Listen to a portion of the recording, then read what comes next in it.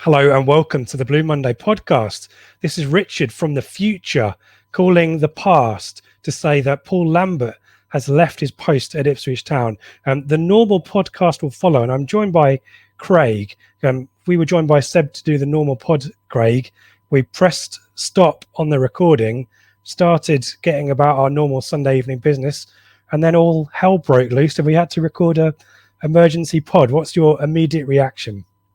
Yeah, exactly that, mate. We pressed stop. We had a little post-pod, post-coital cigarette with each other and a little chat.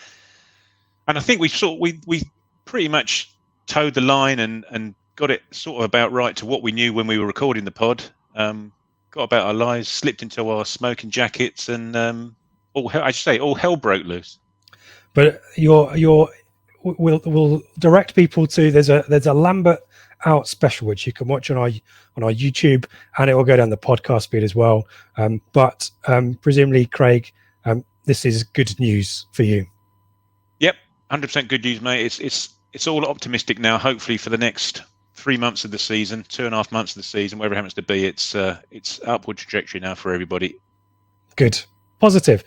So please do enjoy the normal pod. I know that you'd be inclined to go and do the Lambert Out stuff, and it is very good. We've got Joe joining us for that. But the podcast was we were on good form, weren't we, Craig?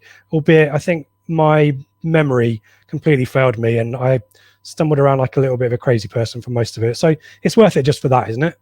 Yeah. At the beginning, it looked like you may need a concussion substitute. We thought something had gone horribly awry. But no, I think we discussed the Doncaster match pretty well, and we sort of, discussed Accrington in light of what we didn't know. And I think we got it pretty much spot on. There's nothing that we would change apart from maybe talk about Paul Lambert a little bit more. So please do enjoy the pod, do enjoy the Lambert Out stuff, and thanks. Take care.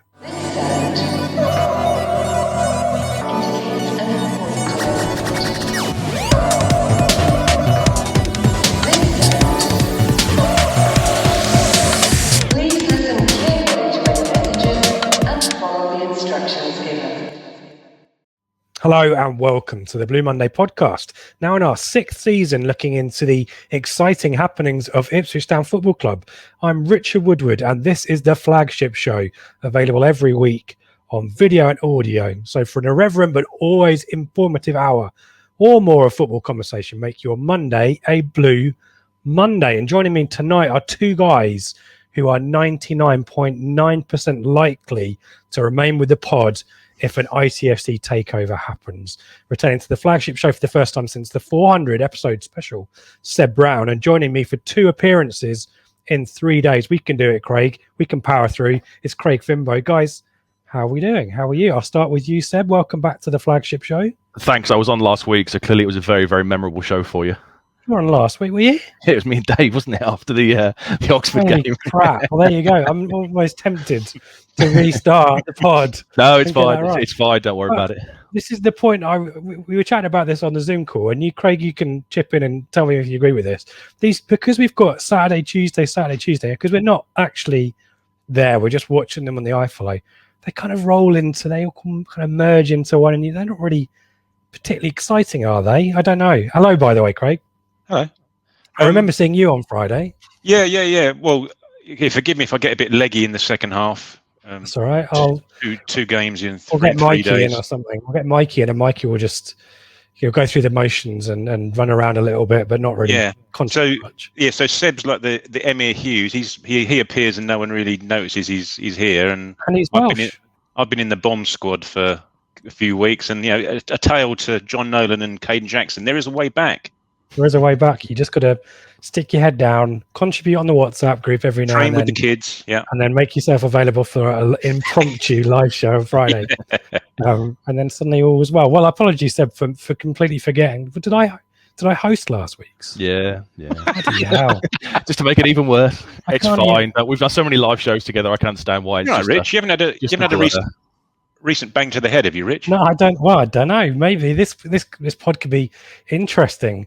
We'll see how it goes, guys. Because frankly, I could say anything right now. I was trying to come up with some controversial to say, but I literally can't. That wouldn't be controversial. So maybe let's move on to the news.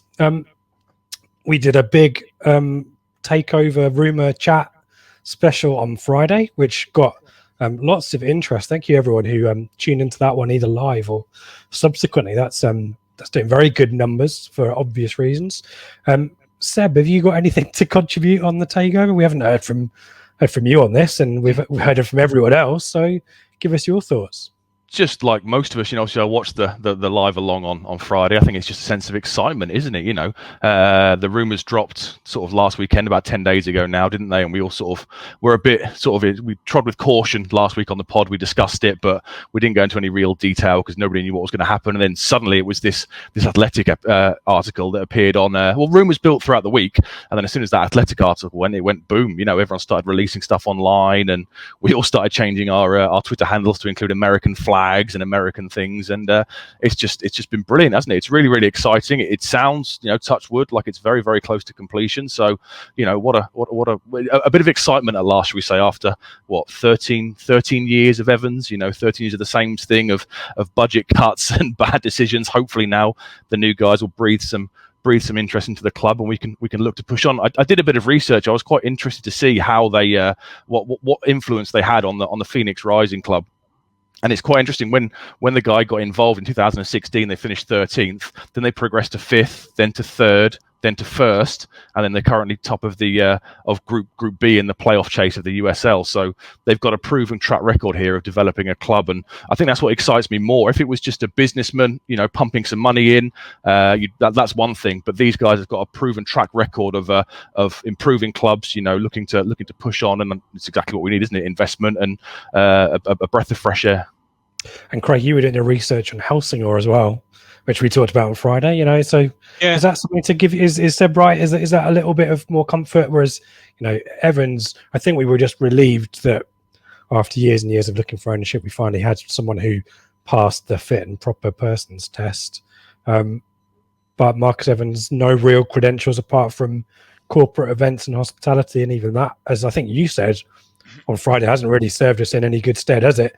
No, that's it. Someone who's involved in the game, albeit, Seb's talked about the Phoenix is Rising. I'm going to call them the Phoenix is Rising. The MLS and it's the USL. USL, yeah. It's not like, let's not pretend it's like La Liga or Serie A or anything like that. It's probably like SPL, isn't it? But there you go. There's my controversial moment. Well, they've got a portfolio, haven't they? They've got a portfolio, and as Seb says, the clubs that we know about have had success. We've just got, obviously, let's not be stupid about it. They're only in it for one reason. They're not in it to make Ipswich great again. They're in it to make money and succeed and make a profit. So, that, and the only way they're going to do that, as we said on Friday, is to get promoted out of League One, and they see us obviously as a relatively cheap option to make a relatively quick buck. It'd be nice to know what their timescales are and what their exit strategy is. A, if it's successful, and B, if it's not successful, because obviously I think that's what will temper some excitement from some fans is, if they're going to leave us high and dry in 5 years, 10 years, whatever it happens to be. But to be fair, obviously everyone's done a bit of research into it. People on Twitter are having a look at it, and there doesn't seem to be, that I can read, a bad word to be said about the guys that are heading this all up. They seem to be universally liked by the people who are involved in the clubs that they've taken an interest in. So, from in that respect, it's probably as good as we can hope for. I know it's been death by a thousand cuts from a manager's perspective, but by the same token, it's been the same from an owner's perspective, isn't it? We could sit another 13 years with Evans in charge and him putting in his 6 million or whatever it happens to be nowadays a year just to keep us a going concern without any real oomph to take us anywhere, and who knows where we'd be in that 13 years. So obviously there's been a bit more interest over the weekend. I think the D3 D4 pod had a bit, they led with us on their pod this morning, and they were talking glowingly, but talking positively about the owners, and certainly everybody that's had a word to say about it, including the guys on Quest. Whenever Paul Cook's mentioned, and I know that's not nailed on, we're talking hypothetically here, but again, not many people have a bad word to say about him as a successful manager. So fingers crossed, we'll probably know more this time next week, and we'll sort of take it from there. And I think the emergency pod siren could go off at any time in the next few weeks. It just, Nick Ames was kind of suggesting, did we talk about this on Friday as well? Apologies again, my memory is just like absolute sieve at the moment. But he was kind of suggesting that it's weeks rather than months and that kind of stuff. So yeah, fingers crossed something happens, and some clarity would be good. But I guess it's still early days. We're hearing about it, ultimately ever since kind of last Saturday, wasn't it? Stuff has started to come out, and then more and more stuff. So it's still really early days, and that's it. But you can't expect. Evans has released his anodyne statement, and you can't expect anything more than that. That's pretty much a textbook. Nothing to see here. No comment. Without saying a lot comment, isn't it? I wouldn't read anything into what that says at all. Ronan Keating always comes into my mind when Marcus Evans releases a statement, and his song "You Say It Best." When you say nothing at all. There you go. Ben Bloom. I'm bloody hell. I was going to say, Ben's not here. You're taking on that mantle, are you? Okay. I'm not sure what's in here. Anyway, let's move it on, guys, because it's an interesting setup by you, Seb, for this next bit about cost and the way that Marcus Evans runs the club, and similar stuff to Craig about what you're saying about what is the intentions for you. And one thing that I guess is on people's mind is the academy, and that's something where you owners have come in at other clubs in the EFL and disbanded the academy because the cost isn't worth it, or the conveyor belt isn't bringing the transfer money in to justify it. And some stories that have come out this week from the ITFC academy via former academy player Lewis Reed, which he shared on his Twitter page, have certainly raised a lot of questions about how things are done, not just at Ipswich Town, but in generally in the pyramid. Just lifting a few bits and pieces from his statement. His words here: football is one of, if not the most ruthless environments in the world. But his concern was he moved 300 miles across the country to play for Ipswich. The club rarely took an interest to see how he was getting on living away from home. He was also, I think, living with a family, not with other scholars, which probably made it more difficult. He said it in his first year, it took until the end of the first season before anyone asked how he was getting on. He had more support and more checking in by first team players about being away from home than any of the coaches. He kind of just discussed this kind of conveyor belt situation where his opportunities to play were limited because they wanted to see the older scholars before making contract decisions on them. And that, along with injuries, really limited his chances. He had a unfortunate situation with a foot injury and was told to man up and get on with it. And in his final season, he was all of the prospects were shoved off to the under-23s. He was left with the under-18s, and that was effectively from October the signal that he was not going to get a first-team contract. Went on trial with KU, then COVID happened, and is still under contract, or still possibly with the club, or was, I think maybe, but was ignored during the lockdown, and is now pushing for change, not just at Ipswich Town, but which is obviously something that we're going to interrogate and we're going to look at, but everywhere. You remember the case of Jeremy Whitstone from Man City, who took his own life after being released there. Guys, it's a really difficult one to talk about, and we're not intimate in terms of the details behind the scenes at the club, but it doesn't, it's not too much of a stretch to suggest that a club that is seeking to limit cost and to do things on a very lean basis, to prioritize the prospects, the ones that maybe can bring in the transfer revenue, it doesn't surprise us that maybe these kind of situations arise. Is that fair? Or is this part and parcel of the game, which, to be fair to Lewis, he alludes to, there is a kind of a small crop of people who go on to make it, and the club trying to be as efficient as possible, but whilst not maybe being sympathetic. Who wants to take this one? Go on, Seb. He says it himself in the article. It is a ruthless business, isn't it? Youth football is cutthroat. I guess obviously we should caveat we've not heard anything from the club yet. I assume something might come out shortly. So at the moment we've only got one side of it, and I guess it's just sort of symptomatic of the budgetary cuts and what Evans has looked to do for the last few years. You know, like you said, if you're going to make cuts in every single department, then you are going to prioritise those players that you feel have got the best chance of becoming assets with future resale value. So I think it's just a consequence of that. The whole model of, you know, people traveling 300 miles and going to live in digs and stuff does seem a little bit sort of antiquated to me these days. You sort of see other kind of sports where all college people and scholars are all sort of together in the same kind of place, and there's welfare officers, that kind of thing. I know we're limited by our budgets, but the whole idea of somebody flying halfway across the country, going to stay with a family he's never met before, he's not got regular contact with his scholars, that whole sort of model seems a little bit antiquated to me personally. And you've got, Craig, kids from France, from Ireland as well, you know, further afield. What's your views on this one? Yeah, well, as Seb says, we've only heard one side of the story, and Phil, those of the days, seems to think that there's going to be a statement released this week from the club. You can probably sort of guess what line that will take, but it's not a good look. And it does, unfortunately, it happens at every club. However, you know, clubs do have a duty of care. These are only kids at the end of the day, aren't they? There was the interview, you can actually see an interview with him. I think Sports Joe did an interview with him, didn't they? And I watched it and I thought, Christ, this is literally just a kid. You sort of forget that a 17, 18-year-old, they are still, I know they're adults, but they're not really. The way he was talking and that, you think, crikey, this poor kid is, as you say, stuck away the other side of the country and just sort of left to his own devices to a certain extent. It must have been absolutely demoralising. But again, I'm led to believe that, as we sort of alluded to there, that the cuts have been made at the training ground and certainly on the welfare side of things. You know, things have been cut to the bone, and this is obviously one of the consequences of it.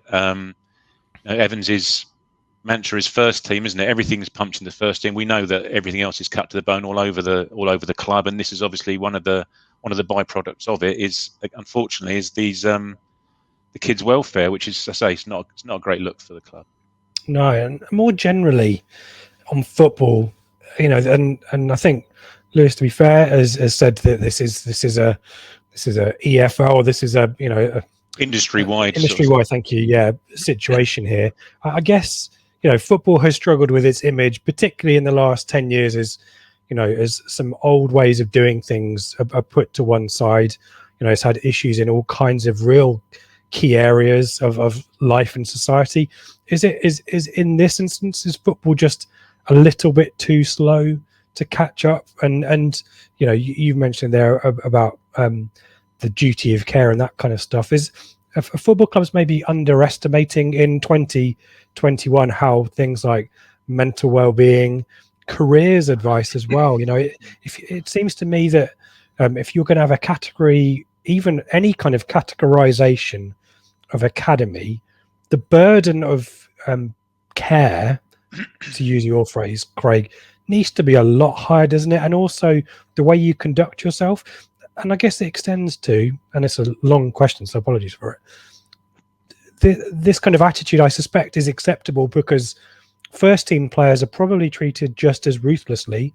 You know, we've seen Nolan and Jackson bombed out to the under 23s. Is there a view that this is kind of acceptable because it's the industry, or is there far-reaching reform here that is needed? I don't know who wants to take this one. It's a challenging topic, isn't it? It's definitely something that needs to be looked at. I mean, some of the comments were quite concerning when he had the injury, and the coach's first reaction apparently was to say he doesn't fancy a 4-hour coach ride to Southampton or wherever they're going. And I can remember comments in the past. Did Paul Hurst tell Tom Adeyemi to man up one time with regards to his injuries? You know, when a player is injured, it must be absolutely soul destroying. It's the one thing you want to do is to play football, and your mental state must be, you know, proper down in the gutter at that point if you can't do the one thing you love to do. So I think some of the flippant comments and some of the the old school attitudes, shall we say, definitely need to be looked at throughout the game, because one simple comment, one glib remark can have a massive impact on somebody. And like you just said, with 2020, 2021, mental health, etc., being such a crucial thing, they can do real damage if they're not careful with the things they say to people. And given the odds, Craig, are so stacked against these kids, shouldn't we be doing more to prepare them for life? And I think that's what Lewis was saying. At school, you couldn't get careers counselling and stuff. We should be doing more of this, shouldn't we? Again, it costs money, but well, it's less than 1%, isn't it, that make it? And there is a burden of responsibility on the families as well, I suppose. And I say, I'm not for any one moment saying it wasn't there, but everyone needs to go into it with their eyes fully wide open, don't they? That this may not. There's a very, very, very likely chance this isn't going to succeed. And then, as a result, if there's that much of a chance it's not going to succeed, then the structure needs to be put in place to soften the blow accordingly, I would have thought, and to get these kids ready for the outside world, and to, as I say again, soften the blow of any bad news that's coming their way. And maybe there's something to be said for narrowing the pool to which geographically to which academies can draw players, to limit that, and also to give a good opportunity for local players coming through. Every club's every club hoovers up as many kids as they possibly can, because they're fearful of missing out on that one that will make them the money, aren't they? Well, all the best to Lewis, and I think he's still trying to make a career for himself, which we wish him all the best with. And clearly, as we say, we've heard one from the side of the story. We'll see what comes out, if anything, from Ipswich Town. Another related academy story, also not great news, sadly, is that Luke Hyam, who obviously progressed to the Ipswich Academy, has had to retire at the age of 29 due to a back injury. 118 starts, 28 sub-appearances and 3 goals for Ipswich. Also had spells with Rotherham on loan and signed for Southend at the end of the 17-18 season, I think. And has also struggled mentally with facing up to that retirement. But a really sad news, obviously 29, no age for a pro to retire, and possibly just really unfortunate that his career at Ipswich kind of took a side turn, really, didn't it? Because 14-15, guys, he was kind of had that midfield general role down, didn't he? Yeah, he was mainstay, wasn't he? You knew exactly what you're going to get from us. So he wasn't the most technically gifted, I suppose, of players, but crikey, you probably wouldn't want to be in a 50-50 with him. I think when Roy Keane, gave him his debut way back, and I'm pretty sure I remember Roy Keane saying at the time that he was the hardest tackler in the club when he was 18 years old. So he was that sort of player, and to be fair to the guy, he's done what all three of us here would have loved to have done, isn't he? He's a fan, first and foremost. He's a fan, and he got to play for Ipswich over 100 times. So having again watched the interview with him on the pre-match show that the town website or the town guys put out, again he seemed down, didn't he? Understandably so, but again, I just hope there's someone around that's putting their arm around him and making sure that he's all right with it all. I think he said he struggled with it. He sought help, and I think he now wants to stay local and also helping with mental health locally in Ipswich, which is fantastic. So all the best from obviously the podcast team to Luke, and hopefully positive future, and can do some good in the local community as well at the same time. And also someone else in our thoughts at the moment is Stuart Taylor, whose father sadly passed away. That kind of explains his absence on the bench the last few weeks. So passing on all of our thoughts to him and his family.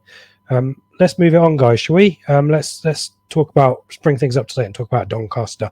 Let me give you some story. Let me give you the insight on Donny before we get into the action. Going into the game, 6th in the league, 15 wins, 4 draws and 8 defeats. Last time out, a 3-3 draw with Hull. James Coppinger scoring at the age of 40 years old to get them a point, but no win in 4 since beating Oxford 3-2 in early February. It's, I think, basically it's a similar formation to ours. It was a 4-2-3-1. Balcom in goal, James, Anderson right, Halliday back 4, Bostock and Smith in the middle, Sims on loan from Southampton along with Richards, Okenabiri, and up front, one-time Ipswich target Omar Bogle. And Ipswich, guys, unchanged. So nothing really to talk about off the back of the victory to Hull, which you would expect. But no central defenders on the bench, which it's kind of almost like Neil Warnock not sticking a sub keeper on the bench, isn't it? It's bizarre, isn't it? It's very, very strange. You would think obviously Wolverhampton would be a guarantee for the bench with one of Matheson or Ward backing him up to cover across all of the back four positions. So clearly they're currently out of favour in the bomb squad, and maybe they'll start to get more involved if there is a change imminently. But it wasn't just there. It was, as Sib says, Matheson wasn't on there, so it's not as if you could bring Matheson on and shift Chambers across if you needed to. But there we are. So we'll talk about Accrington and maybe hold that thought about a bit of rotation for Accrington, or have we figured out finally that we can do Saturday, Tuesday? But I will come back and ask you about that. Let's get into the action. It's a better start from Doncaster. Quite a lot of keeping hold of the ball, which we kind of expected from a Darren Moore team. Lots of territory. Not too many chances though. 7th minute, Alan Judge, and he gets an assist for them. And I think it's Okenabiri who's a little bit wasteful with that opportunity, but Judge turning up in the wrong place and making the wrong decision there. 10 minutes, Sims has a shot that's saved by Thomas Holy, and eventually Ipswich starts to get themselves involved in the right end of the field. Parrott has a long ranger that's particularly wayward, and this is when we start to build some momentum. Some good set pieces, guys, as well. Finally, Alan Judge has a corner punched away from the keeper I thought wasn't particularly good with set pieces yesterday. More on that in a second. And Bennett's has a follow-up which isn't particularly difficult to save. NCR has a header back across goal from a Judge free kick on 23. And then moments later, Judge controls a cross-field ball. Lovely bit of control, actually. Almost Bergkamp-esque from World Cup 98. Plays in Bishop, who's running on. Is bundled over just as he's about to shoot. And Craig, from the resulting free kick. Yeah. Play the lead. Of course they do, of course. Always score from direct free kicks. You sound so surprised.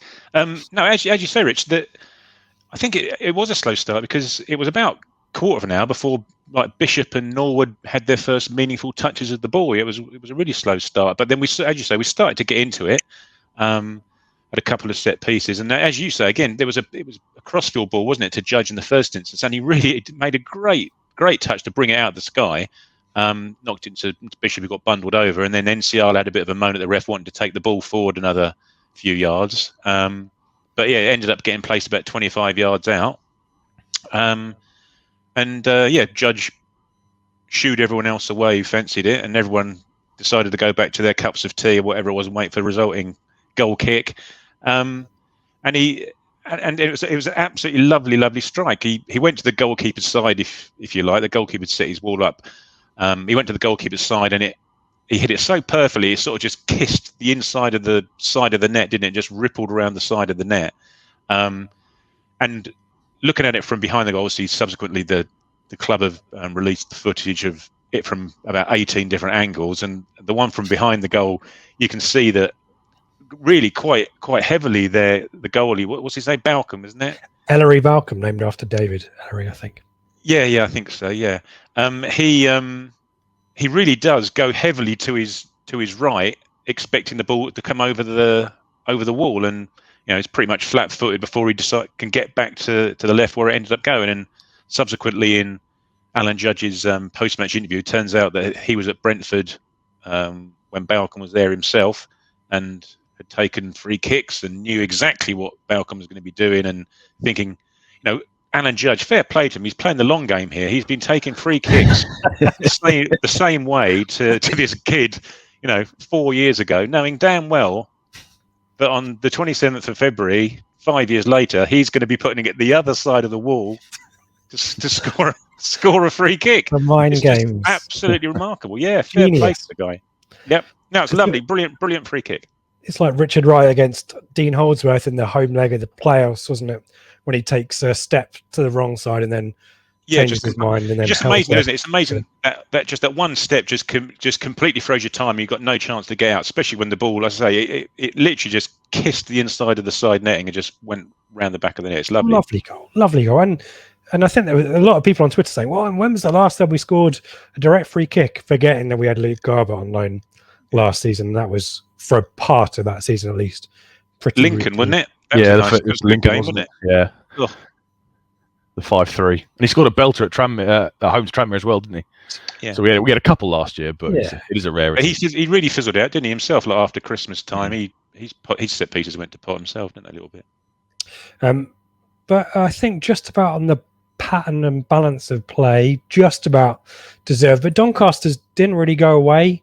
36 minutes. This is a big chance. Holy makes a stop with his feet from Bogle, and then the rebound goes out to Sims, and it's NTR who's brave and gets down there, stopping an almost certain goal. That was a great block, wasn't it? It was, a bit of all hands to the pump for a second there. 42 minutes.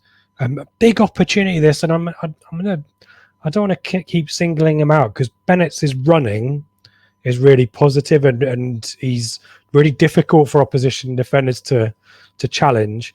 But when it comes down to it, when it's a final pass or a final shot, he always seems to make the wrong decision here. It's almost like Ipswich have outnumbered Donny on the break, something like 4 against 3 or something. Bishop Parrott, I think, down the left-hand side, and ball finds its way to Bennett, and he just runs in a cul-de-sac and really should be taking a shot almost first time or taking a touch and having a shot, but he ends up running it and trying to create something else when he should be having a go. Well, we did it a couple of times, didn't we? We broke on them a couple of times. Bishop and Dazelle both broke up Doncaster's play and got us going quickly a couple of times, and both times we sort of made the wrong decision at the very end. But as you say, Rich, Bennett's, I thought he played worse today. He was very, very, very direct with his running, wasn't he? He's pretty much as soon as he got the ball, he was running, and there were occasions he was getting us 30 yards up the pitch just by default of running with the ball. And he may not always have the right decision at the end of it, but Craig, if you're going to get a guy who's dribbling with the ball and then making right decisions or scoring goals at the end of it, he's probably not going to be coming on loan to us in League One, is he? That is true. And it makes an impact for us. We just, we'll talk about this in the second half. I've written down here 1-0 half time, probably just about deserved because we took a chance, didn't we? Albeit it's a free kick, which is, it's a low percentage chance. But because we'd taken that chance and Doncaster hadn't, I kind of said that we deserved it. But this ruthlessness, is going to come out again in the second half as well, isn't it? In fact, this is the chance. 52 minutes, lovely. Kenlock has come back a totally different player, and real great persistence attacking wise. Good, kind of 2-foot touches here, and nicks the ball back, and it kind of falls into the path of Alan Judge, who's overlapping. And this is a nice cross and down the corridor of uncertainty. And Norwood really should do better, shouldn't he, with this one, guys? You're just expecting him to tap it home, aren't you? But he just sort of gets it, doesn't really get under his feet properly. And even though he scuffs it, it is going into the guy heads it off the line. But like you say, great play from Kenlock. He's been almost a revelation since he came back into the side. They always said he was one of those players that needs a bit of a run, 2, 3, 4, 5 games in a row to build up some confidence.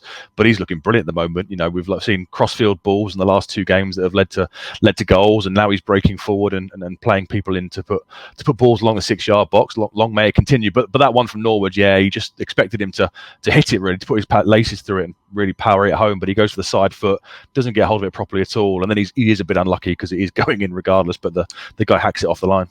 Yeah, he just Sorry, Rich. They say the start of that, the ball to Kenlock though was Enciala pinging it crossfield in the first instance. Was he? Must have hit it about 30-40 yards, and it pretty much defeat to copyright the Croydon Cresswell. I'm going for here, yeah. And it just goes to show, and it was very, very similar to, I don't even remember, there's a goal that Norwood scored last year when Jackson crossed it from pretty much the same position, and it was all sort of one-touch stuff down that wing.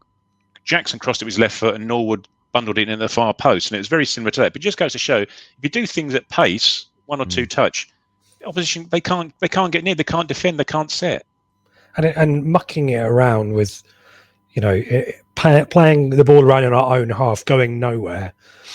We've been banging on about this for months, and it's no surprise that suddenly we're more of a threat, and we're now scoring goals because we bypass the final bit of our half, and allow the opposition to get back into shape, which is just stupid, isn't it? So well, it's funny because we were talking, weren't we, at the maybe not on the pod. I don't think I was on the pod, but we were talking on the WhatsApp when we played Crewe that the touches that Crewe had in the final third were really minimal, yet they were scoring lots of goals from those touches. And that's similar to how we should be playing ourselves, isn't it? You know, get the ball in the final third and keep it simple and get shots off, and just doesn't allow the opposition to settle. The good thing here, Seb, is Norwood misses that chance. He doesn't dwell on it. Dazal takes a corner, another decent, another good one. Yeah, another good corner, wasn't it? Swung in nicely. We seem to be dropping them all in swingers at the moment, and we seem to be dropping them right on sort of the edge of between the 6-yard box and the keeper's line with massive players in the area. So it was another good delivery from Norwood, cleared out. Bishop with a decent power header back in, and it is a mistake from the Donny centre back. You know, it's a poor header by him, but Norwood is alert. You know, he's sharp. He's where you want him to be as a striker in that 6-yard box. Slides home, and happy days, 2-0 up. It was the kind of goal I think we expected Norwood to be scoring when we signed him. You know, that sort of the fox in the box was the term that Arsene Wenger used to use years ago about Francis Jeffers and stuff. That player who just constantly, you know, is going to score maybe 5, 6, 7 tap-ins a season from that kind of position. He was sharp to it. He reacted well. It was a bit similar to his one, not the same position, but the one against Oxford where he reacted late to a poor header and he hit the post. This time he slides in, slides in, the ball goes home, and happy days, 2-0 up. Yeah, and these are the instincts that, you know, Norwood historically for us has missed these chances, but at least has been in the positions to take these chances. Has been in the positions to receive the chance, as it were.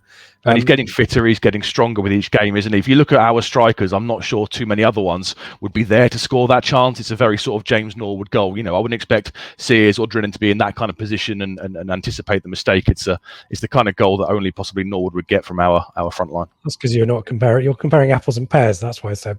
But one thing that I thought was quite impressive that your view is that it's a Doncaster play that makes the last touch. It's not Bishop's.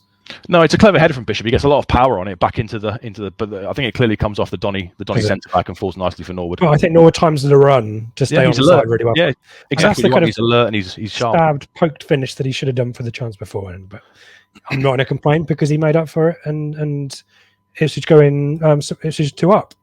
55. Real big opportunity this for 3. Judges in.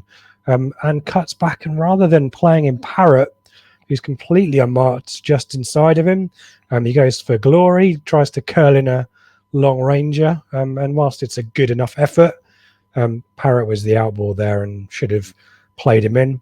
The substitutes start to appear on the hour mark, double change for Doncaster, and then a double change for Ipswich. And Craig, 73 minutes, there's this 2 to 3 minute spell where we just can't either get hold of the ball or clear the danger. It just keeps coming back, doesn't it? I think Bogle maybe has a chance that from close in when he should foot it in, and then Richards hits a post, and we just don't. The ball just Doncaster keep the ball alive, don't they? And we don't react particularly well to it. Yeah, well, I was quite impressed with Richard yesterday. He seemed to be, you know, at the fulcrum for most of their stuff going forwards. I know the guys on the commentary were saying, you know, there's not much end product and sort of comparing it to Bennett. But I thought he played quite well yesterday. He was always seemed to be just in that little hole behind Bogle. As you say, yeah, it's a bit scrappy, wasn't it, for a couple of 2 or 3 minutes beforehand, and we sort of just getting camped in our box and weren't really putting any decent clearances in. And then when we did put a clearance in, we were sort of breaking. We got it forward to Norwood. His touch let him down. It got nicked off him just outside the centre circle. And then Downs come in with a tackle and inadvertently passes it backwards straight into the path. Assist, isn't it? Really? It was, yeah, straight into the path of John Taylor, the bassist from Duran Duran, who had a good finish, to be fair to him, at bottom corner. On the run, yes, lovely finish, but yeah, sort of inadvertent assist from Flynn Downs, unfortunately. Keeper at fault for this one? I don't. Well, not at fault. Sorry, positioning could have been better. ? Yeah, possibly, but then I suppose did it just happen so quickly that he wasn't really expecting the ball to fly through to him from a Downs tackle? I didn't honestly. I can't say I sort of noticed it was anything wrong with Holy. I thought it was just a good drilled finish into the far corner. It kind of reminded me a little bit of there's a David Johnson goal against Brentford in the League Cup in the 1990-2000 season where Andy Woodman is basically, it's not, the build-up is not the same, but Andy Woodman is so far to one side of his goal that he's just showing him the far post, and it just kind of reminded me a little bit of that. He took it well. It was well struck, very low.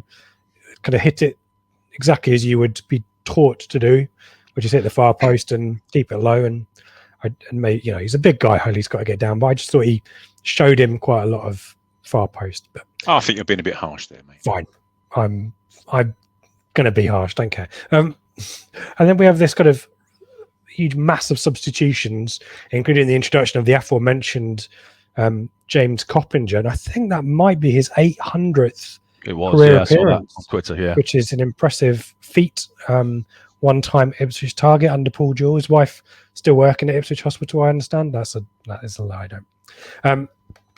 But it doesn't really make a huge amount of difference for Doncaster. But the ball keeps coming back, and I maybe again I'm being a bit harsh, Craig, on this one, but I didn't think any of the substitutes. Edwards contributed more in a defensive sense than an attacking one, but Sears and Drinnan coming on really did, and even Harrop really didn't do anything for me to keep the ball or to provide an outlet when we did get the ball back off Doncaster to make the last 10, 15 minutes more comfortable. Am I being too hard?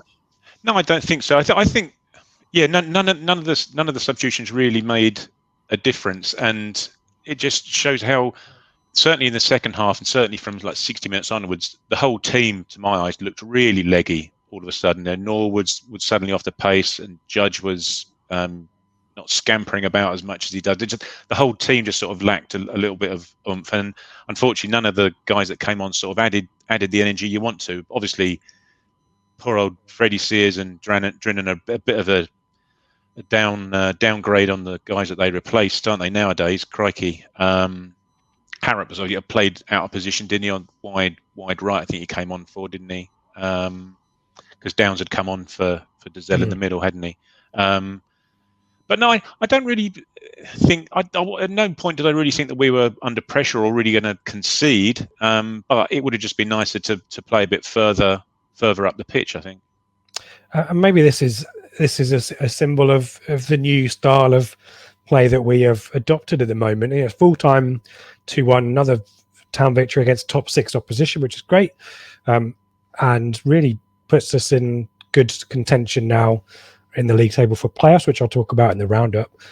But the stats, guys, 25% possession for Ipswich in this one. It's a pretty stark statistic, isn't it, when you think about it? And particularly, Seb, given that Lambert, and maybe under the instruction of our current owner, has strived for 60 to 65% possession in most matches. It's a real shift, isn't it? Yeah, compared to what we saw at the start of the season when, sometimes we weren't winning, but we were, 60, 70% possession. It's a complete contrast, but that's just a show of the change of play, isn't it? The change of style to be more direct. We're noticeably moving the ball a lot quicker. We're getting it from back to front quicker. It proves that all the possession stats we used to have were just the back four passing it amongst each other for 2 or 3 minutes every 20 minutes in a game. Now we're getting the ball quicker. Dazelle's playing faster balls. He's running with the ball more. The 2 wingers are bombing on. The fullbacks are getting forward more. So the possession stats are a consequence of the much more direct and the much more attacking style of play. And set pieces are given. It appears that we've been practicing set pieces, or at least taking them. We've got questions about what the driver is for this change. So hold that thought. In terms of the post-match comments, I thought I referenced it in the introduction, but Paul Lambert was asked directly about his future in the takeover. When I came in this morning, Paul Cook was sat in my office up there. He quipped, I've got to be careful what I say because I know as much as you guys. The best person to ask is the owner. Do I know much about it? Not really. I don't know more about it. He repeats himself and goes around in the houses quite a lot. As you say, you best speak to Marcus if you can get him. I spoke to him on Thursday and again last night. I've not heard too many times where I'm spending the night before a game. I'm reading some of it is nonsensical. Pretty intelligible stuff, is unintelligible stuff, isn't it? But I guess the key thing he said, which a lot of people have maybe taken some excitement over. I've been in the game long enough. He's been in the game long enough, guys, to know what happens when a takeover happens. 99% of the time, the manager goes. If that happens, I've got no worries, no fear. I'd wish everybody the best. We have to wait and see. He's clearly accepted it, hasn't he? We've noticed in the last 3 games, a noticeable change in his demeanour. He seems to be more active on the touchline like he was when he first came in. It's almost like the pressure and the weight's been lifted off his shoulders. I guess, he's thinking, I'm just going to get a big payoff here and I can move on to pastures new. So it's noticeable his change in attitude. And I think he's just resigned to the fact, like we are, that he is just a dead man walking, so to speak. Let's get into the questions then, because lots of flavours on that point. Let's start with John's question. John Ward, unusually Lambert has picked an unchanged side 3 times in a row. A, is that a first? And I'm struggling to think. Put me on the spot. But B, is Lambert now just a puppet with someone else picking the team, Craig? Well, I don't know if someone else is picking the team, but you're probably not going to be changing the team if it's just one away at Hull.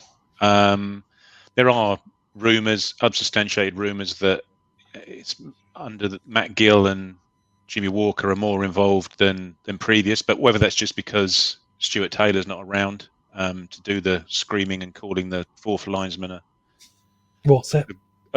Yeah, that's right, for 90 minutes. We don't know, but I'd be very surprised if it's a 4th game in a row, as I say, because they were looking very, very tired towards the end there. So this should be, and I think I read somewhere that Accrington were complaining after the match that they were feeling tired themselves. Well, crikey, if our squad isn't big enough to cope better than Accrington's on Tuesday, then this is why we've got this bloody great squad is for eventualities just like this. So let's hope that if the changes are made, they're not too much of a downgrade on the guys that they're replacing.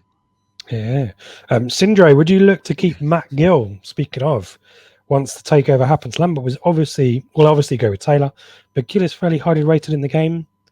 Sindre doesn't believe it will happen, but if Matt Gill, let's put 2 and 2 together and pretend that it's 4, when it's probably 7 or 8. But let's say Matt Gill and Jimmy Walker, because they were leading a lot of the instructions on the touchline. And I'll stick with you on this one, Craig, if that's all right. There's a good continuity there. There might be a lot of people are expecting Dyer and Butcher to maybe provide some continuity if Lambert was to go before the next person comes in. But you could do worse than Matt Gill. And will he stay on beyond? Yeah, well, I think he was highly rated, wasn't he, when he joined? And I say it just all depends on the timelines of things, doesn't it? It depends, if Lambert goes, and then also it depends on if someone else is lined up to come in straight away, and then how many of their previous backroom staff do they bring along with them, and therefore is there a requirement for Matt Gill? Is there a position? If there's a caretaker role, then I think he'd probably hang around to perform those duties, whether he'd be the main man or whether he'd just be there as you say, a continuity alongside if Butcher steps into it for 2 or 3 weeks, 5 weeks, the end of the season, whatever it happens to be. We don't really know what the timescale is going to be between one eventuality happening and the subsequent permanent eventuality happening, if you see what I mean. It's that interim period. If a new guy comes in, I wouldn't be averse to Matt Gill hanging around. From what we understand is he runs a lot of the sessions. As I said before, he's pretty highly thought of, and he may have been spending a few weeks just taking a step or 2 away from Lambert as Lambert decides to throw grenades around. True. And you've said it a couple of times. We just don't know. So all I guess we were doing, thank you for the questions as always.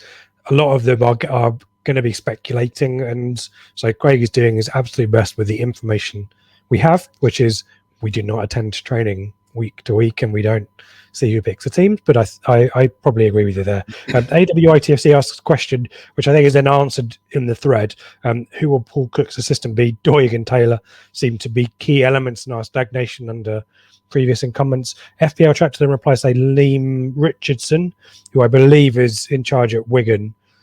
He continued on after Paul Cook left, so I suspect unlikely that he'll join, and then maybe there's a role for Matt Gill, maybe there's a role for someone else. We just don't know. Will Airy, am I dreaming? Sorry, Rich. Can I just pop in there? It's a fair point, though, is that assistants they do make a lot of difference, don't they? And historically, we've done better when we've had decent assistants there to either offer a different view to the guy in charge, or just to sort of, rein the guy in who is in charge. So, even going back to Gorman and Houston. Gorman and Houston, yeah.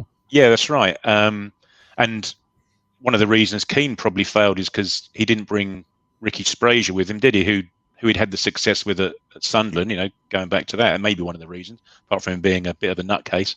But he had Tony Laughlin, wasn't it? Who he's a Burnley now. Yeah, he's more of a coach than an assistant manager, I assume. But just goes to show what an important job that a decent assistant can do. And you need someone who's a slightly different character, don't you? Yeah. And maybe that's an issue as well, is that Hurst and Doig were probably exactly the same minded and were bad for each other. And you need someone to come in and say, this is a really stupid idea, dropping Hart for Norwich, for example. And Stuart Taylor, I think, is very much a yes man. It's like Phil Neal for Graham Taylor, isn't it? Yes, boss.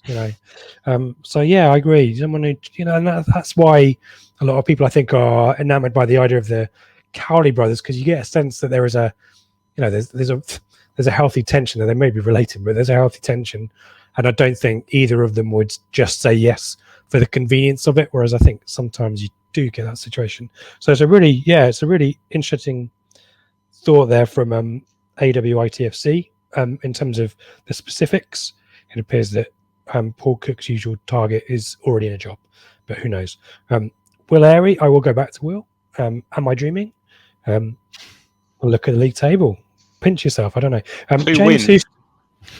Two wins against top six sides with a takeover in the room as well. It's not a bad time as well. This is we've all had the jab and just having some. My mental breakdown is evident for you from minute one of the pod. We've all been doing the same mushrooms that Rich has been doing. There's something in the water. It's my 7 Trump water. James Houston, what happens, Seb, if the takeover drags on and Lambert keeps winning? Is there a number of wins that keeps him in the job? We go higher up the league. Well, yeah, if he keeps winning, we are going to gate crash the playoffs and push on with some decent momentum. As Lambert said, 99.9%, they always want to appoint their own person. We've seen it in the past. Magilton was never Marcus Evans' person, so we looked to bring in Keane, etc. It's just an accepted thing with takeovers, isn't it? I guess until the takeover goes through, if there's no timelines on appointing a new person and he continues to do well, we do benefit from it. We push up the table, we build some momentum. He seems more relaxed. It might be a bit of a happier place to be the club at the moment. So there aren't really any downsides to him keep winning, but I can't see any kind of eventuality whereby they come in and they keep him in place. I think he knows, we all know, it's just a matter of when. And Scott Moore asks, and I'll stick with you, Seb, I quite like this doubling up our questions for you both. Now Lambert looks to be leaving. Does this win show what the squad think of him, or how they'll play now he's off? Well, I guess the conspiracy theorists, will say if rumours of a takeover started 10 days ago, we've had 3 pretty decent performances. So are they just sort of sticking 2 fingers up to him? It would be interesting to know whose idea the change of philosophy and playing style has been. Because if you believe all the stuff over the summer, Evans was much more involved and wanted possession-based football and a rigid 4-3-3. And obviously we're now sort of playing this 4-4-1-1, 4-4-2, 4-2-3-1 occasionally kind of formation. And it's much, much more direct. And the possession stats proved yesterday, possession is not a key focus anymore. So has Lambert just thought to himself, I'm going to get sacked, I'll just kind of do what I want to do for the last few games? The start of last season was very much like this. It was 4-4-2, get the ball forward early, look to run the channels with Jackson's pace, etc. And this seems to be kind of similar to that. So maybe he's just thinking, I'm off in a few weeks, I'll do this and sort of stick one to the owner slightly and point out that he doesn't really, what he was saying in the summer isn't necessarily the way we had to do things. Dave Gort, there's a good thought there. Dave Gort's questioned, are we seeing Paul Lambert sticking 2 fingers up to his boss and playing how he wants the team to and not how ME wanted us to? Does this explain some of his bizarre post-match comments and press conference comments during the season? You're suggesting that maybe? Well, yeah, I mean, he's always defended him, hasn't he? He's always in public. He's spoken in favour of it until the last week when suddenly it's all changed. I'm not going to defend him anymore. The club needs a structure. I'm not doing what I did for Randy Lerner, etc. There's been a definite change both on the pitch and in his off-pitch comments in the last 10 days or so, all coinciding with the takeover. So is it just a disgruntled employee sort of having a dig at his boss before the inevitable happens? go up guns blazing. Lots of questions of a similar theme. I'll just quickly read them out. Ginger Eagle 73. So 2 great results in a week during which we will learn Lambert's days are numbered. Coincidence? Question mark. Mullet Lambert acknowledged a couple of players as he got to the tunnel, but walked in head down. Has he seen some tactical clarity now the end is nigh, or is this just down to having so many quality players available and using them, Craig? Yeah, well, I'm sort of a mind to sort of agree with what Seb says. I sort of mentioned it on Friday about the fact that now he's sort of getting the idea that he's going to be off. He's now going to do it his way regardless, and sort of just wonder whether the meeting that was had between Lambert and Evans on Thursday night, where voices were raised, etc., was Lambert saying, "You bloody idiot! If we'd have been playing like this since the beginning of the season, we'd have been further up the table. But you wanted to play like Barcelona with a load of League One players, you idiot." You've cost me my job. Thanks, mate. Yeah, exactly. I'll have £2 million. Thank you very much. Yeah. Boo-hoo. I don't know whether he's had any technical clarity. I say it's not rocket science, is it, to get further up the league, as we've proven in the last week or so. You know, you've got, I'm going to put the players down here, limited players playing a pretty relatively simple, basic way of playing, and it's bearing fruit because, as I say, we've got players that are used to playing this way. Now, we may come across it in some of the questions, but Wilson and Enciala, for example, chuck it in, yeah, and Norwood, you know, they're playing really well, aren't they? Wilson has been playing really, really well, and you know, albeit Enciala had a couple of dodgy passes yesterday, but he was throwing himself. What he does well, doesn't he? You know, he throws himself in the way of chances. He'll give away a penalty. We all know that, but he'll put his body on the line for you, and 8 times out of 10 in League One, that's probably enough for your centre halves, isn't it? You don't need them to be collecting the ball inside the 18-yard box off your goalkeeper because A, they don't want it, and B, it means the entire team is therefore a lot deeper than they have been recently, when you can just get it forward to Norwood and Parrott to hustle and bustle and get you up further up the pitch. And I'd say yesterday, Enciala and Wilson were just playing it very, very simply. You know, if it was in the danger areas and they were running back on goal, they were getting it into the stand. They weren't looking to pass it back to Holy. They weren't looking to get it on the floor and give it to the fullbacks. It was going into the stand. And then you can reset and then you can defend against it, can't you? And you know, whether it's, who knows why the changes be made, but it's working. Yep. What else have we got here? I'll kind of finish off on a similar theme, and then we'll I think that's might be the questions about Lambert and style of play and all that kind of stuff. Yeah. So FPL Tractor, do I have to call chips fries now? That could be a red line, that one. We'll see. Budweiser in the as long as if the new owner comes in, he did $1 beer, $1 beers, yeah, stuff like that. If we get quick dispensing beer in the North Stand, I mean, peanuts being thrown at your face by little boys walking up and down the aisle shouting pretzels and peanuts. Yeah, I was going to say all is forgiven, as if you give me good beer in the North Stand, then you can be a crap owner and more standing one. You mean if someone in the hierarchy buys you a beer, Rich, you'll support them forevermore? Yeah, that's basically almost what I said, and then I held myself back. I did not mean that. Andy Mack, like this I do, feisty one you are. Tim Pashley, this is our mate Tim. As you know, I don't watch on the iFollow. Are the recent loan signings making any impact? I don't know who I am. Seb. No, I don't think so. We saw obviously Matheson Much and Thomas. Fanfare, wasn't there? Yeah, they all came in. I think we thought, Thomas started very, very slowly. I don't really see anything in him that Lancaster or Dobra don't bring to the party. Harrop has been unlucky. He had COVID when he first joined, and then he's not. I don't think he's really been played in the number 10 position at all. Bennett's, I guess you could say, is the one where we're playing more direct, and he's the one getting the ball out and running at people. Matheson's not had a poor game against Northampton and not featured since. So I don't really think any of them are contributing the way we possibly thought they would. Parrott is the one who is sort of, he's an intelligent player. He's providing the link between the midfield and Norwood, so he's played pretty much every game since he joined. He's the one you would say is having an effect, but certainly the rest of them, we're not really missing anything. No. And finally, and this is just a coincidence, Mikey Penty-Smith, I've never heard of him.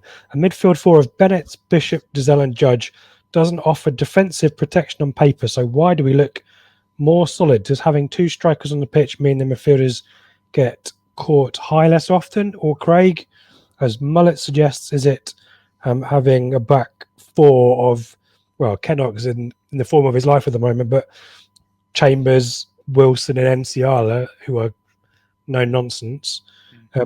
Your thoughts there? The midfield, I guess, less is expected of them defensively because we don't muck around and cause ourselves problems at the back. That's what we said, isn't it? Yeah, very possibly. I thought Bishop played well. The Bishop was putting some tackles in yesterday, wasn't he? He was getting to ground a lot and slinging in some good sliding challenges and putting some blocks in. I was really impressed with Bishop yesterday, the way he played in the centre mid.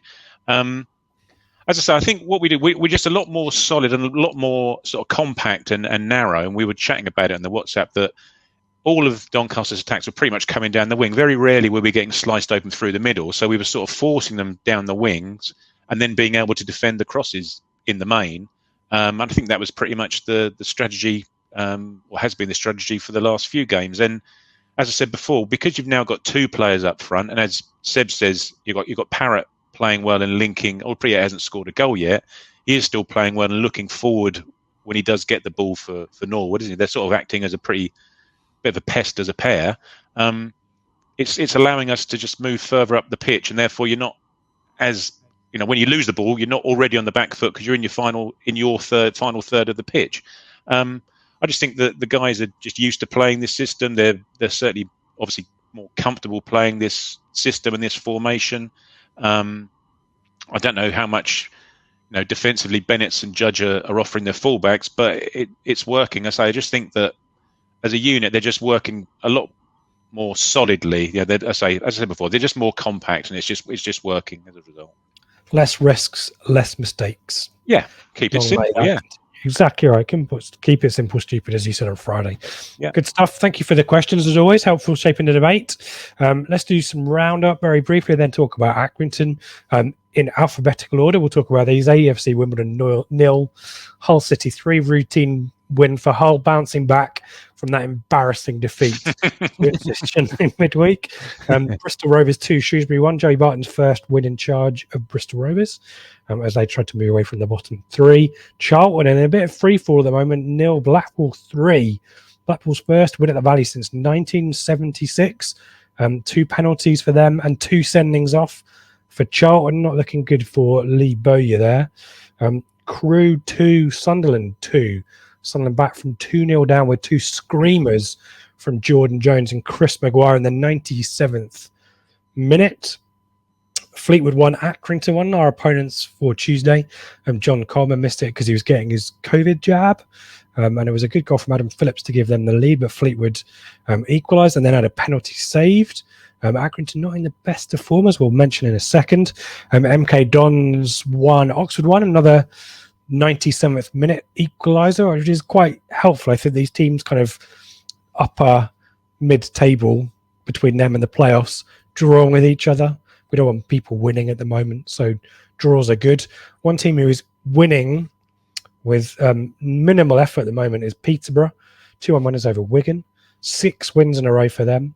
Wigan scored straight from a corner and then 2 goals for Clark Harris in the last 10 to give Peterborough the points. Game of the day, Plymouth 4, Lincoln 3, gents. 2-0 to Plymouth, 3-2 to Lincoln, 4-3 to Plymouth in the 91st minute. That was the game for the goals, but also opens up the kind of the top. Well, Lambert mentioned the automatic spots.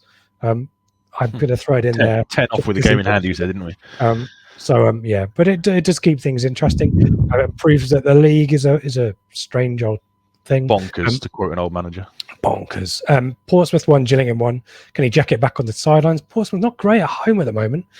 Gillingham are our opponents on Saturday. Rochdale 0, Burton 2. Red card for a headbutt from Rathbone. All a bit panto in that game. But Burton now up to 21st, guys. Jimmy Floyd Hasselback making the difference. And finally, Swindon 2, Northampton 1 down the bottom. Scott Twine at it again with a lovely free kick. And Brett the Pitman Hart with the winner for Swindon. What that does for the league table, I mentioned Peterborough running away with it. They are on 61 points in first position, with Lincoln 4 points behind in second. Then Hull behind them, but having played 2 games more. And then we've got Portsmouth on 52, Sunderland on 51, Donny on 49 on a bad run of form, having now lost 5 of their, well, not 1 in 5, having lost to us. And then below the playoff positions, Accrington and Ipswich on 47 points going into Tuesday night's fixture, guys. Interested to get your thoughts. We've already alluded to a bit more rotation and maybe not an unchanged team, but let me tell you, give me some stats. Accrington's form a little bit patchy, as I mentioned. They have not won in their last 3, but then only 1 win in 7, actually. That was against Doncaster, though. No wins in our entire history at Accrington, as Seb and I, well, we did the FA Cup one, didn't we? That was a crappy day out, that one, wasn't it? Last time out, we draw Fleetwood for them. Is it a good time to play Accrington, guys? And are you expecting us to end Tuesday night in 6th place and the clamour for Paul Lambert in to hit the Twitter sphere? Yeah, Joe's on, isn't he, post-match on Tuesday? So I'd imagine he'll be leading that call. Yeah. I mean, you confident, Seb? It seems like a good time to play them. If I'd have sat here a week ago, I'd have said I'll take a point away from home, a side in the top 6, etc. But this last 2 games have shown us what we can really do. So I think we go there with no fear whatsoever. And as Craig said, as the rotation's going to kick in, Christ, if our squad of 53 professionals can't be rotated a little bit and maintain a decent performance level, then we might as well all give up and go home. I'd expect maybe Downs to come in for Bishop, add a bit of bite in the midfield, because it's a big ask for Bishop to play sort of 3 games on the bounce. I really hope Norwood's got another at least sort of 60-70 minutes in his legs, because he makes an absolute world of difference when he plays up front. Back 4, I think, will probably stay the same. And yeah, we go there with no fear whatsoever. Let's be positive, both on and off the pitch, and why not? I'm going to go for a 2-0 win. Wow, I know. I've not heard an air of optimism like that in years on the podcast. Craig, 2 players that I would put on the bench if I was going, well, if I wasn't Paul Lambert, would be Caden Jackson and John Nolan. Do you see that happening? It would make a difference, wouldn't it? It would 100%. I literally just wrote their names down as Seb was chatting. I just wrote their names down because they would make a hell of a difference, wouldn't they? Just to have, and as Seb said, if Norwood can do 60 minutes and you can then bring Caden Jackson on to run like the wind for the last half an hour and push defenders further back, it would just be ideal. But unfortunately, we've got a line of stubborn managers, and the latest one currently in charge. I think we'll win as well, to be fair. And I was at the FA Cup game standing next to you, Rich, but you obviously had a bang in the head before that that game as well, and don't remember that either. I remember you at Fleetwood, but I kind of, Accrington is, I've kind of tried, the only bit I remember of Accrington was the Bovril, and to be fair, Seb drove me there, so that's why I remember Seb being there. Me and Seb are our northern away days, it's routine for us. Yes, I do remember you at Fleetwood. I think we win. I've got no reason why we shouldn't be winning. You go away to Hull and win, you beat Doncaster. I say playing the style that we're currently playing, the tails are going to be up for the players. Accrington were complaining that they're feeling a bit tired after the weekend, or the manager was. Sorry, Coleman was saying that they were starting to feel it. Well, crikey, this should be the time where we should be pushing on. I know Doncaster are playing Portsmouth, Oxford are playing Peterborough. So, we've got a chance on Tuesday. And if currently we're 12-1 to get promoted, and I'm not saying, please gamble responsibly. When the fun stops, stop. But if you're going to do it now, because we'll be half the price come 10 o'clock Tuesday. There you go. And maybe, as I said, I was kind of tempering the expectations on the takeover stuff, but maybe, just maybe, someone else is in the dugout on Tuesday, and Jackson and Nolan do get a reprieve. Yeah, well, Joe said, didn't he? Himself, it's a good point. Is everything that's going on? Does Lambert really fancy a coach journey up to Accrington? Possibly not. But then we may have heard that today if something was going to happen. I don't know. That's true. For those of you watching on the video, our social media bits and pieces are scrolling across the bottom there. A few plugs for you. Live show, as Craig mentioned, back on Tuesday after full time against Accrington. Ben's up for that one. I assume it's Joe. I'm not sure he's confirmed, but should be Ben. probably Joe. We've got 2 specials coming up this week as well. Whether you see them this week is another question. One of them is Mikey doing the in-depth conversation that we alluded to on Friday about Paul Cook with some Wigan and Pompey fans. So that's worth keeping a lookout for. And the other is another chat with a player from yesteryear with David Diamond. So we will keep you in the loop about when that's arriving. And I don't know what Craig is alluding to. Pointing to a signature on the shirt up here. Possibly. Well, no spoilers, eh? No spoilers. Guys, where can we find you on the old Twitter? Craig? I'm at Fims75. And Seb? At Brown S08. And you can find me at Ipswich and Blue Monday at Blue Monday ITFC. That is your lot. We've gone way over. I've totally lost control of my brain, the podcast, but I've enjoyed it. I've had a really enjoyable evening. And for once, I'm going to have the last word because I'm going to quote something at you. And certainly after the way that this pod's gone, this is certainly needed. I'm off home. I'll have a nice beer now, I think.